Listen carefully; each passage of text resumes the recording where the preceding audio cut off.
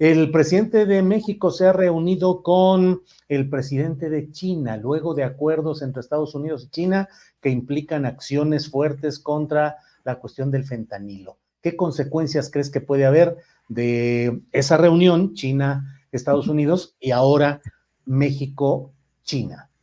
Ninguna, Julio, no le veo ninguna trascendencia a esto. El fentanilo seguirá fluyendo porque se necesita, hay adictos, hay negocio y obviamente, bueno, pues lo que me atrevo a opinar es que ahí no fue una reunión para acordar que ya no manden precursores químicos ni nada de eso, porque bueno, se acaba el negocio.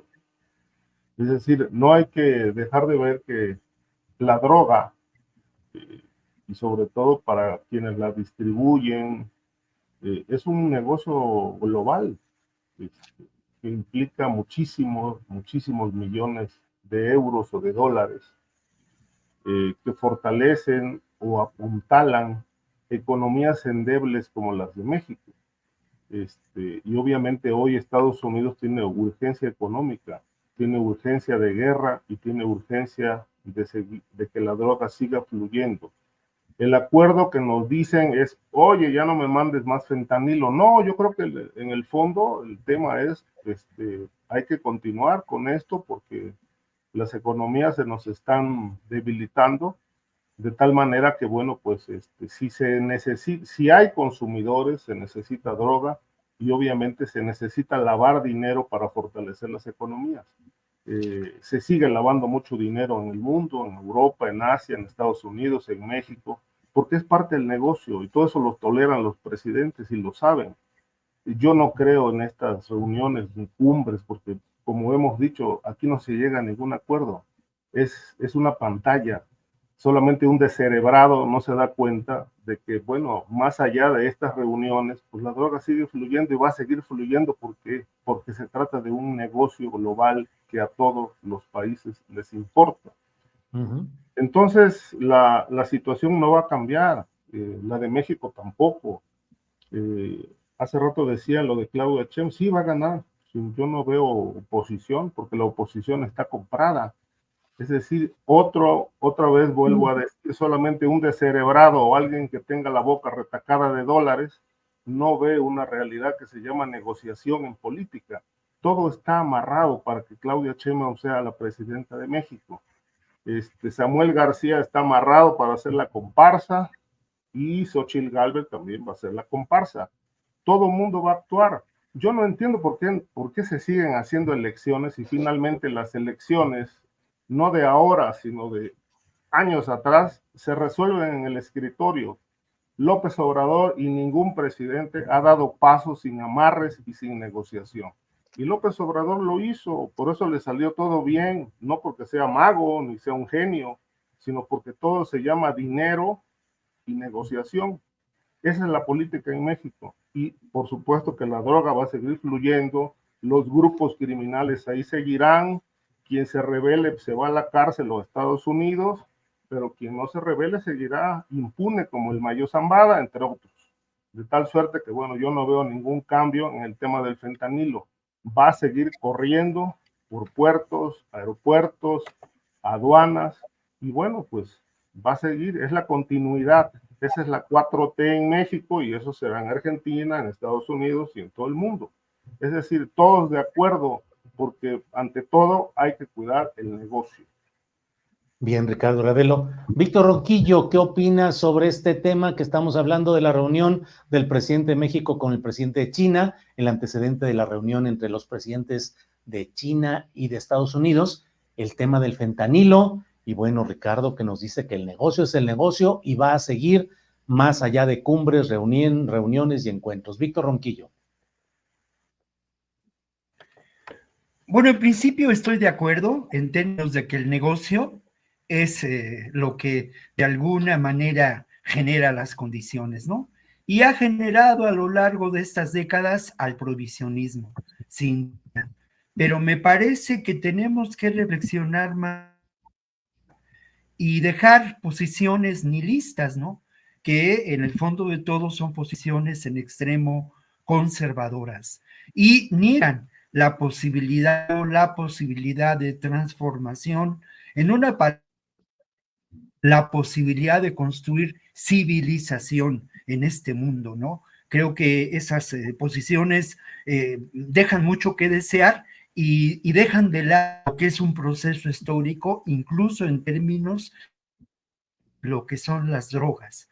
Hay elementos que vale la pena considerar en relación a este antecedente que mencionas. Tomemos en cuenta que las relaciones entre Estados y China estaban rotas desde el 2022. Pelosi estuvo en Taiwán. Ahora se restablecen. No sé si esto es una buena noticia o una muy mala noticia, porque hablamos de las dos potencias que establecen lo que podemos considerar el establishment mundial, ¿no? Al final de cuentas, esto es una realidad. ¿Qué ocurre respecto a lo que conversaron los presidentes? Que saber a partir de los medios, ¿verdad? Que conversaron los dos mandatarios de estos de estas grandes potencias. Lo que ocurre es que se establecieron algunas líneas de trabajo en donde otra vez de manera preponderante una acción militar en contra de las empresas que generan los precursores del fentanilo en China y una acción también que dé seguridad en Estados Unidos y asume la salud y asume este problema como seguridad. En medio de ello está México, con una posición francamente debilitada en términos de estos y en donde las propuestas de cambiar este paradigma en la relación México-Estados Unidos se caen. Sin duda lo que prevalecerá será indudablemente como el negocio, y del negocio en donde participa la industria, lo que seguirá es la persecución y el prohibicionismo. Creo, por otra parte, y yo sí estoy convencido que a pesar de todos los pesares, mirar hacia el horizonte, construir la esperanza, y me parece que las posiciones de gobiernos progresistas, como ocurre con Colombia y México, por cierto, los más afectados por la guerra contra las drogas, y sumar a ello nuevas acciones y una relación con Estados Unidos y las agencias de inteligencia de Estados Unidos. Reunión histórica, la de Medellín, hace algunas semanas en relación a esto, pero mi posición es descerebrada, ¿sí? Que parte del corazón y parte de la esperanza. Y no estoy convencido para nada de que las cosas van para mal, sino todo lo contrario, ¿no? Me aparto y me preocupa mucho la extensión de este populismo de derecha que ha crecido en los medios de comunicación y que lamentablemente apuesta a ello, ¿no? En el fondo de todo es un intento de ¿para qué elecciones? Si podemos tener a Nayib Bukele dirigiendo una ofensiva contra todo lo que sea diferente y distinto, ¿no? Bien, gracias. Guadalupe, adelante, por favor. Sí, a mí me llama la atención lo que dice Víctor Ronquillo de este populismo de derecha, ¿no? Cuando alguien critica o es crítico de, pues, de lo que prometen los gobiernos, ¿no? Y no está de acuerdo con ciertas decisiones que se toman o ciertas promesas que se hicieron y no se cumplieron, o por ejemplo, con las corruptelas que se han dado al interior de la Cuarta Transformación. Y por eso, por criticar una postura que muy, de alguna forma purista, se dice de izquierda, y como catalogando toda crítica como de derecha, ¿a qué se refiere, Víctor, como populismo de derecha? No entiendo y quisiera saber un poco mejor, porque populismo es una cosa y populismo de derecha, pues es muy claro, ¿no? Hacia dónde vamos. Pareciera ser que todo lo que se dice que es de izquierda es bueno y todo lo que es de derecha es malo. Pero quisiera entender un poquito mejor a qué se refiere y por qué se plantean estas visiones de bueno y malo, ¿no? Quien no está con la Cuarta Transformación es populista de derecha, está relacionada con lo peor, está relacionada con Nayib Bukele, ¿por qué una crítica que me parece muy, muy pertinente, precisamente cuando estamos viendo cuestiones de influyentismo, de corrupción, el tema de Adán Augusto, cómo los contratos, ¿no? A financistas de quien fuera secretario de Gobernación, el tema de que no somos iguales también, pues algunos empresarios favoritos, otros no tan favoritos, qué ha pasado realmente con la recaudación a los ricos, que sí ha avanzado de alguna forma, pero no tanto, y eso me hace o nos hace a los críticos de derecha o populistas de derecha, que hay que usar las palabras y los conceptos de mejor manera, me da la impresión de que eso es. Pero quisiera saber un poco mejor a qué se refiere Víctor con el populismo de derecha. Bien, a ver, Ricardo Ravelo, ¿le damos turno a Víctor Ronquillo para que responda o tú quieres agregar una parte y luego que siga Víctor, como tú decidas? No, yo se lo respondo. Es muy simple, nada más que Víctor Ronquillo es un palero de la 4T, que aplaude los desatinos de un gobierno que a todas luces se ha mostrado fallido, de tal manera que, bueno, el descalifique de su parte es hablar de populismo de derecha a quienes cuestionamos un proyecto fallido. De alguna manera también es la misma postura de AMLO, dividir, pero él no ejerce ninguna crítica a la 4T, entonces pues, la verdad es que, bueno, creo que él responde a sus intereses personales y los expone en esta mesa, es muy claro, y bueno, a eso obedece, por eso, bueno, nos llama populistas de derecha, a quienes cuestionamos los puntos, los hierros, los desatinos de un gobierno con el que él está totalmente identificado. Yo eso respondería en este caso. Bien, Víctor Ronquillo, por favor. Bueno, pues primero es que aquí he vertido críticas hacia el gobierno de la cuarta transformación, a esa alianza que establece con los grandes capitales y con el ejército. Eso me parece una crítica fundamental y esencial. Aparte, me pide Guadalupe que exponga qué es lo que considero este discurso populista de derecha. Ese discurso que tiene como un elemento central al nihilismo. Ese discurso que tiene a Andrés Manuel López Obrador y cualquiera de sus acciones. Ese discurso que lejos de mostrar datos y mostrar hechos, se basa en lo visceral y que de alguna manera mira esa absoluta falta de una construcción de democracia. Hay ejemplos de ese discurso populista de derecha y lo conocimos con Frena, sin duda, y lo conocimos también con estrategias de desinformación armadas desde la oficina de Enrique Krause en Berlín, aquí en Coyoacán, como una intentona de mostrar que Andrés Manuel López Obrador es para México.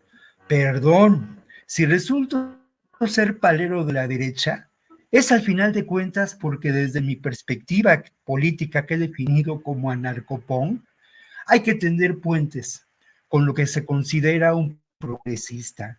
Hay que tender puentes porque esto es un proceso histórico. Y ese proceso histórico, claro, que comete errores, claro que es cuestionable en muchos de sus elementos, pero al final de cuentas, ahí están los de la economía, ahí están los duros de lo que podemos percibir como una realidad social. Y perdón, pues yo no sé a qué intereses respondo. Yo soy un periodista independiente y pues bueno, hago mi trabajo donde se puede. Y hago mi trabajo pues no desde hace mucho dejé de hacerlo por dinero y lo hago por principios y por ética. Lo hago en Canal 21, que es parte de la televisión pública, pero espacio que desarrollo, que genero, ha habido cuestionamientos a las acciones de ingobernabilidad que están presentes en Guerrero y que generan desplazamiento. Aquí mismo y en ese programa he hablado de cómo este gobierno ha sido incapaz de desmontar la articulación entre los grupos del crimen organizado, los políticos corruptos, muchas veces ligados antes al PRD y a Morena, como ocurrió y lo que puede considerarse los empresarios beneficiarios de ello. He cuestionado al gobierno actual de Tamaulipas y también he señalado los graves errores políticos de Evelyn Salgado y del gobernador de Chiapas, dos estados en los que existe una enorme ingobernabilidad. Y en cuanto a Andrés Manuel López Obrador, lo he señalado y lo he reiterado muchas veces. Es cierto, bien, ¿no? Eliges con quién gobernar. Y es cuestionable que las alianzas políticas de López Obrador hayan sido con el ejército, que para mí tiene las manos, y con los grandes empresarios, que de alguna manera se beneficiaron del neoliberalismo, como Carlos Slim. Bien, gracias, Víctor. Guadalupe. Adelante, Guadalupe. Decía algo muy brevemente. Populismo de derecha. Populismo de derecha es algo muy claro y tiene que ver, por ejemplo, es mejor poner ejemplos, como Donald Trump. Apela a un movimiento popular, el movimiento MAGA, Make America Great Again. Él concibe las necesidades y las entiende bastante bien de un núcleo que dejó de tener su sueño americano, por ver hacer América grande, hablando de un tema popular, ¿no? El pueblo, pero es un proyecto claramente de derecha. Un proyecto xenófobo, un proyecto aislacionista, un proyecto obviamente estar bien, de alguna forma, con este populismo, pero apoyar un proyecto conservador a la estadounidense. Por eso no entendí por qué cuando critica uno al Andrés Manuel López Obrador, la palabra populismo se encuentra en el léxico. Por eso te pregunté, Víctor, no estoy diciendo ni tampoco estoy cuestionando tus críticas, simplemente me llamó la atención por qué se utilizó este término. Nada más quería hacer preciso por qué mi pregunta, ¿no? Ricardo, sobre este tema, ¿algo más? Sí, yo no considero que Víctor haya sido durante el tiempo que hemos estado aquí un crítico consistente, vertical, claro. Ha dado bandazos, o sea, critica cuando ya no tiene otra opción, pero cuando tiene toda la cancha, pues es puro aplauso a la 4T. A mí me parece vergonzoso porque la gente se da cuenta. Es decir, ¿quiénes reconocen ese trabajo?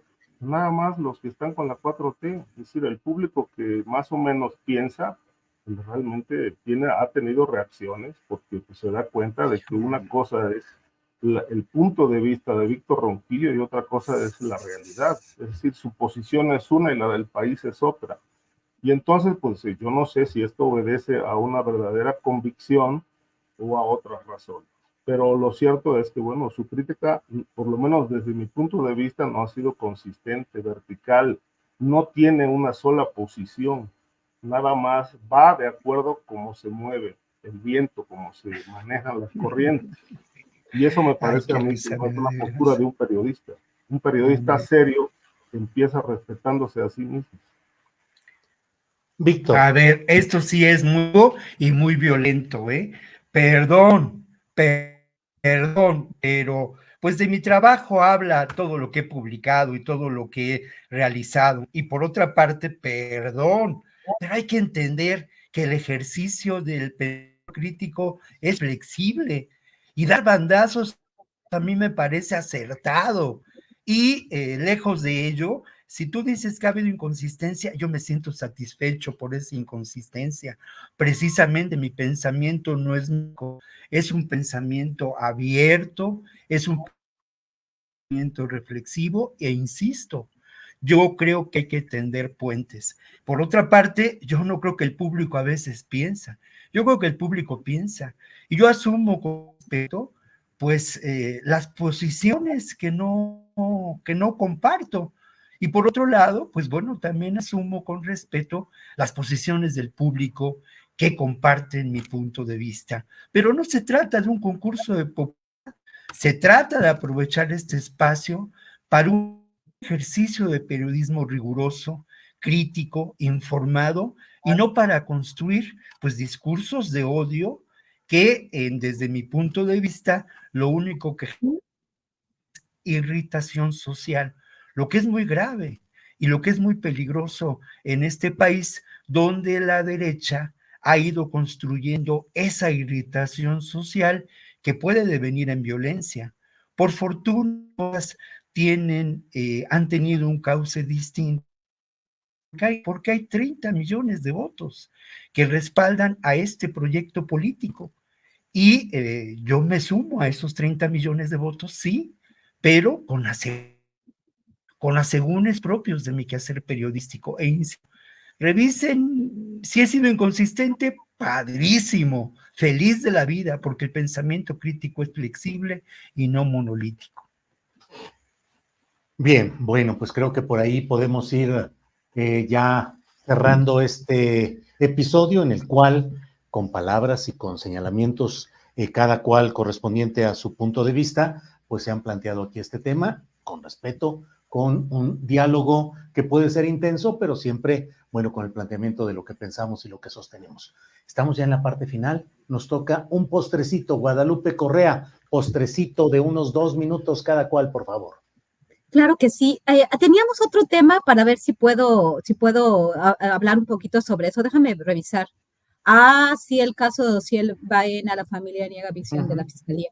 Sí, el caso del magistrado, y bueno, quiero hacer un señalamiento muy importante.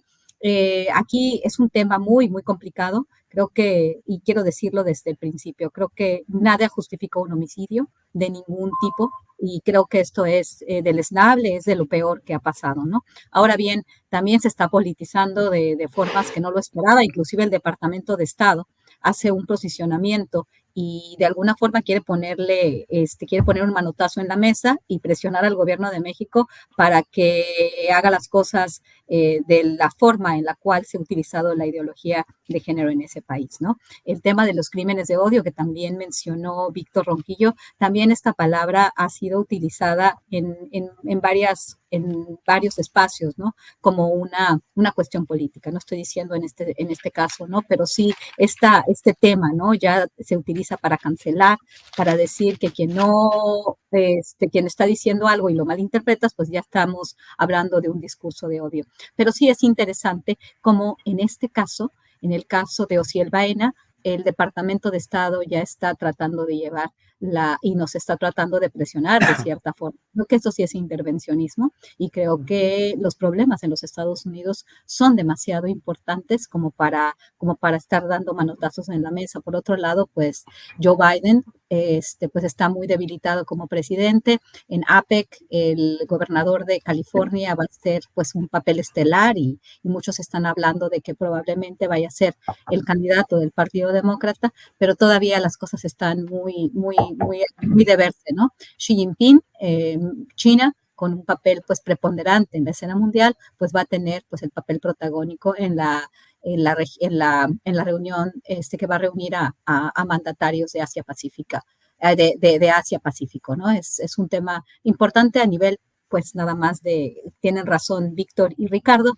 con relación a que en el tema del fentanilo se hace muy poco en este tipo de reuniones. Gracias.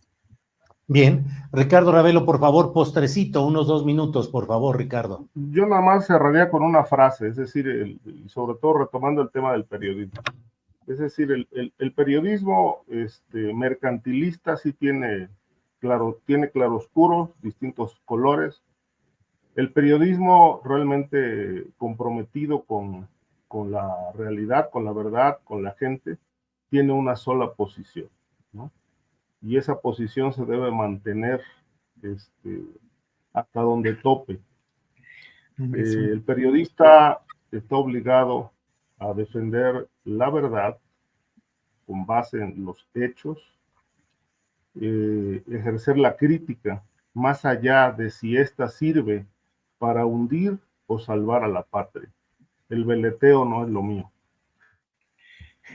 Bien, gracias, Ricardo. Híjole, para no. cerrar. Bueno, Víctor. Bueno, pues la verdad es que son posiciones anacrónicas que huelen a rancio y al final de cuentas, mira, el periodismo es un ejercicio y el periodismo comprometido. ¿Un ejercicio qué? Perdón, Víctor. Sí. Ejercicio El periodismo es un ejercicio humanista y el periodismo comprometido con las mejores causas me parece que es la ruta y no existe objetividad, tampoco existe una verdad asequible desde el periodismo y del ejercicio del pensamiento crítico. Son aproximaciones a ello. Y bueno, pues hay que darse una vuelta sobre lo que pasa en relación a ese ejercicio del periodismo humanista y del pensamiento crítico en diferentes espacios que no son los medios hegemónicos. Pues esto de la verdad y estas cosas, pues suena muy bien, pero son solo frases. Yo me suscribo a ese periodismo que asume lo suyo con un compromiso por lo que considera justo, que no tiene miedo y que considera el periodismo como un humanismo. Pero no quiero cerrar con estas cosas y estas divagaciones que nos alejan de lo que realmente hay que decir. Y lo que realmente hay que decir en este postrecito dulce es que yo invito a las personas que nos han escuchado hoy que se den una vuelta por las librerías independientes de la Ciudad de México, que se atrevan a leer literatura generada por las editoriales independientes, con alguna feria de libro.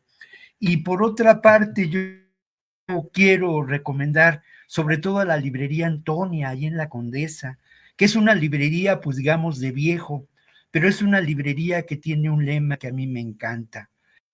Los libros tienen muchas vidas. Démosle una vida distinta a esos libros. Y yo, bueno, ya abundaría mucho recomendando 3 o 4 libros que me encontré de Benedetti, ¿no? Que me encontré de Luis Racio y de Manolo Vázquez Montalbán. Pues ahí estamos. Bien. Bien, gracias, Víctor. Bueno, pues llegamos al final, son las 3 de la tarde justamente. Guadalupe, Ricardo y Víctor, muchas gracias y seguimos adelante con este ejercicio que hemos mantenido a lo largo de un buen tiempo, de exponer nuestro punto de vista con honestidad, con libertad, aquí en este espacio en el cual el diálogo y el debate son bienvenidos. Guadalupe, Ricardo y Víctor, gracias. Hasta pronto. Gracias, buen fin de semana. Gracias, hasta luego, que les vaya muy bien a todos. Nos vemos el próximo jueves. Igualmente.